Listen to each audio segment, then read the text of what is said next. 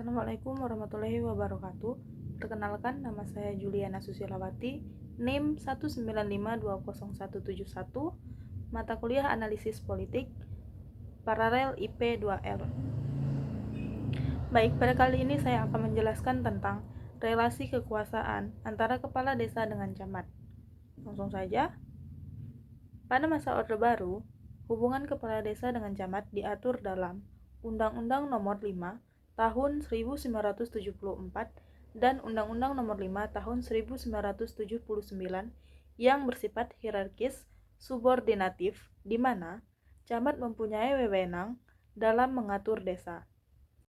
Oleh karena itu, camat mempunyai pengaruh besar dalam mengatur kepala desa. Berdasarkan Undang-Undang Nomor 5 Tahun 1974 dan Undang-Undang Nomor 5 Tahun 1979, camat mempunyai tugas, fungsi, dan wewenang sebagai berikut.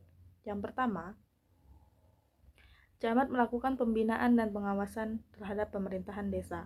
Yang kedua, camat sebagai administrator pemerintahan, pembangunan, dan kemasyarakatan atau memimpin kegiatan penyelenggaraan pemerintahan, mengkoordinasikan pelaksanaan pembangunan, dan membina kehidupan masyarakat di segala bidang, yaitu bidang pemerintahan, bidang pembangunan, dan bidang kemasyarakatan. Pada kondisi hubungan kepala desa dengan camat pada masa Orde Baru mengalami proses pelemahan karena bersifat sentralistik, di mana struktur pemerintahan desa yang tidak mampu mengakomodasi kepentingan dan kebutuhan masyarakat desa, sehingga pemerintah desa semakin rapuh. Banyaknya kasus-kasus perselisihan di tingkat desa yang pada akhirnya tidak mampu terselesaikan dengan baik oleh karena media-media perangkat desa yang lainnya, termasuk nilai-nilai yang menjadi kebiasaan masyarakat untuk menyelesaikan persoalannya telah dipindahkan oleh negara. Hal ini membuat kepala desa didudukkan sebagai bawahan camat dan bupati serta bertanggung jawab kepadanya. Sehingga kepala desa lebih loyal kepada bupati atau camat daripada masyarakatnya. Setelah jatuhnya Orde Baru, maka muncul Undang-Undang Nomor 22 Tahun 1999 mengatur hubungan kepala desa dengan camat. Pada Undang-Undang Nomor 22 Tahun 1999, camat adalah perangkat daerah kabupaten atau perangkat daerah kota yang didefinisikan sebagai kepala camat pasal 66 ayat 2 yang tidak lagi mempunyai otoritas penuh atau tugas-tugas pemerintahan, melainkan bergeser sebagai pelaksana tugas-tugas yang dilimpahkan atau didelegasikan pasal 66 ayat 4 oleh kepada daerah yang disebut bupati atau wali kota.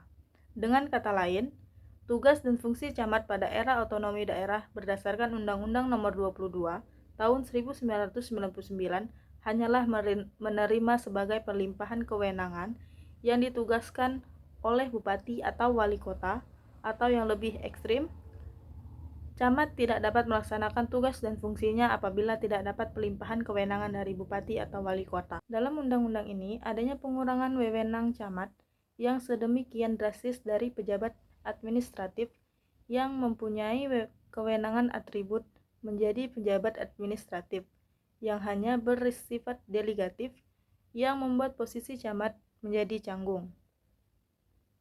Kecanggungan posisi atau peran camat tersebut semakin nampak dalam pasal 109 ayat 1 yang berbunyi, beberapa desa dapat mengadakan kerjasama untuk kepentingan desa yang diatur dengan keputusan bersama dan diberitahukan kepada camat. Dan dengan demikian dapat dikatakan bahwa berdasarkan undang-undang tersebut, keberadaan camat dalam hubungannya dengan desa sama sekali tidak jelas peran dan fungsinya. Ketidakjelasan keberadaan camat dalam undang-undang ini yang pertama dapat dilihat dari Undang-Undang Nomor 22 Tahun 1999 Pasal 4, di mana kecamatan mempunyai tugas menyelenggarakan urusan-urusan pemerintah daerah dan melaksanakan kewenangan yang dilimpahkan oleh kepala daerah dan diatur dengan keputusan kepala daerah. Dalam posisi demikian, kecamatan tidak mempunyai wilayah yang meliputi desa-desa yang ada di wilayahnya. karena pasal tersebut tidak secara tegas mengatur kewenangan camat terhadap pemerintah desa. Camat hanya sekedar menerima pelimpahan urusan-urusan dari kepala daerah. Dan yang kedua, pada Undang-Undang Nomor 22 Tahun 1999, Pasal 5 di mana kecamatan mempunyai fungsi sebagai berikut. Yang pertama, penyiapan bahan dan penyelenggaraan urusan pemerintahan. Yang kedua, penyiapan bahan dan pelaksanaan peningkatan perekonomian rakyat. Yang ketiga, penyiapan bahan dan pelaksanaan pembangunan. Yang keempat, penyiapan bahan dan pelaksanaan peningkatan kesejahteraan sosial. Yang kelima, pemberdayaan masyarakat desa. Yang keenam, pembinaan ketentraman dan ketertiban. Yang ketujuh, pelaksanaan koordinasi dengan perangkat desa daerah dan instansi vertikal, dan yang terakhir, pengelolaan ketatausahaan kecamatan. Dalam pasal tersebut menunjukkan tugas camat tidak jelas karena tugas-tugas yang tercantum dalam pasal tersebut sangatlah luas, sehingga sulit dalam mengukur keberhasilan tidaknya camat. Kenapa dikatakan tidak jelas? Dikarenakan camat mempunyai tugas untuk mengkoordinasikan kegiatan-kegiatan di level desa yang bersifat lintas desa. Di sini bisa saja diatur bahwa dalam mengkoordinasikan kegiatan-kegiatan yang bersifat lintas desa tersebut, camat benar-benar tidak melakukan intervensi atau mempengaruhi, tetapi sekedar sebagai fasilitator ketika antar desa akan melakukan kerjasama. Kedudukan camat kepada desa pada undang-undang tidak ada hubungan hierarkis dengan pemerintah desa, atau desa tidak berada pada posisi subordinasi camat. Dalam pelaksanaan kerjasama kepala desa dan camat membentuk badan kerjasama tersebut hanya untuk kepada kepentingan desa tersebut.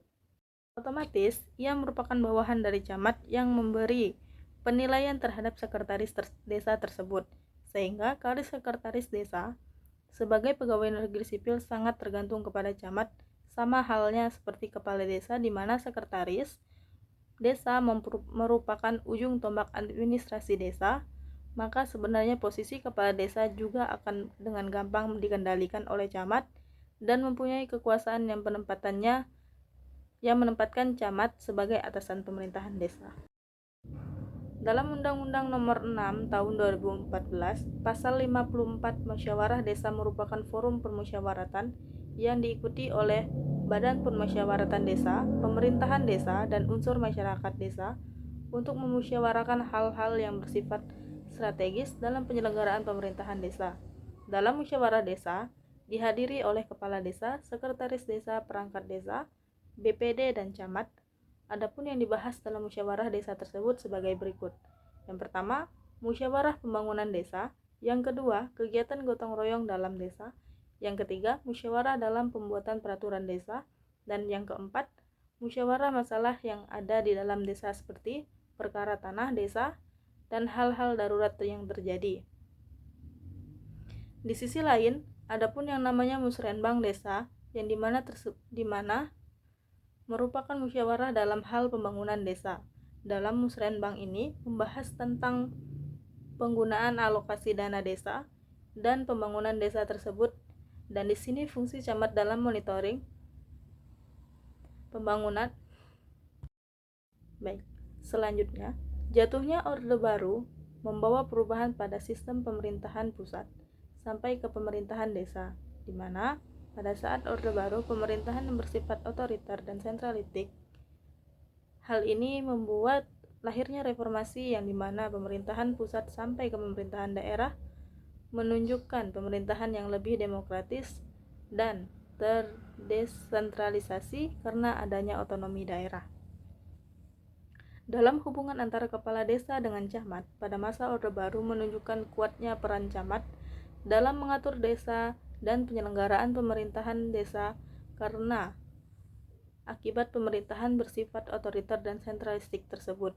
Dilihat dari Undang-Undang Nomor 5 Tahun 1974 dan Undang-Undang Nomor 5 Tahun 1979 tentang hubungan antara kepala desa dengan camat, di mana camat bersifat hierarkis subordinatif dan camat merupakan atasan dari desa. Pasca perubahan Undang-Undang Nomor 5 Tahun 1974 dan Undang-Undang Nomor 5 Tahun 1979 menjadi Undang-Undang Nomor 22 Tahun 1999. Dalam undang-undang ini, hubungan kerja antara kepala desa dengan camat tidak jelas dan tidak ada garis komando camat terhadap pemerintahan desa. Hubungan tersebut dalam undang-undang ini hanya sebatas melakukan koordinasi terhadap desa dan melakukan kerjasama untuk kepentingan desa tersebut, dan camat tidak mempunyai pengaruh intervensi terhadap desa. Ketidakjelasan hubungan kepala desa dan camat dalam undang-undang ini sehingga melahirkan undang-undang baru, yakni Undang-Undang Nomor 32 Tahun 2004. Di dalam undang-undang ini dijelaskan bagaimana hubungan kepala desa dan camat. Sekian pemaparan saya tentang relasi kekuasaan antara kepala desa dan camat. Terima kasih. Assalamualaikum warahmatullahi wabarakatuh.